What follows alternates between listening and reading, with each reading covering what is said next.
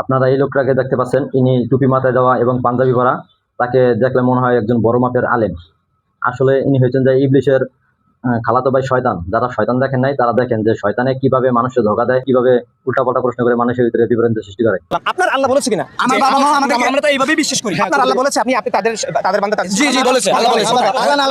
মা বাবা বলেছে অবশ্যই আমাদের মা বাবা তো মা বাবার কথা বলতে পারে। মা বাবা সর্বোচ্চ আপনার বাবা মায়ের কথা বলতে পারে, তোমরা আমাদের সন্তান। মা বাবা তো আল্লাহ কথা বলতে পারে। আল্লাহ বলেছেন কিনা আমাদেরকে ওই পথ দেখাইছি। আল্লাহ বলেছেন কিনা আপনাকে কখনো তুমি আমার বান্দা? আচ্ছা, আপনি হিন্দু ধর্ম, আপনি আল্লাহ কোরআনে বলেছেন। কোরআনে বলেছে, জি, কোরআনে বলেছে। কোরআন যে আল্লাহর বাণী, এটার কি প্রমাণ আছে? এটাই তো জানতে চাচ্ছি। এটা বাণী হচ্ছে, এটা আল্লাহ তাআলা এটা যে ইয়ে করেছেন, এটা কি ভাই, কি মুহাম্মদ প্রমাণ সাল্লাল্লাহু আছে? আলাইহি ওয়াসাল্লাম আমাদেরকে বলেছিলেন। মুহাম্মদ সাল্লাল্লাহু আলাইহি ওয়াসাল্লাম বলেছেন। এখানেই তো আসছি। মুহাম্মদ সাল্লাল্লাহু আলাইহি ওয়াসাল্লাম যে সত্যি কথা বলেছেন, আল্লাহর যে তার কাছে নবুয়ত মানে ওহী পাঠিয়েছিলেন, এটা কি প্রমাণ আছে? আমি বলছি, আমি বললাম নবী, আপনি আমাকে বিশ্বাস করবেন? আপনি আমাকে করবেন না তো ভাই, নবী নিজেকে নবী দাবি করেছে, তো আপনি নবীকে বিশ্বাস করেন কেন? জি, আমি নবীকে কি বিশ্বাস প্রমাণ আছে করতেছি, এটা? কেন যে বলতেছি।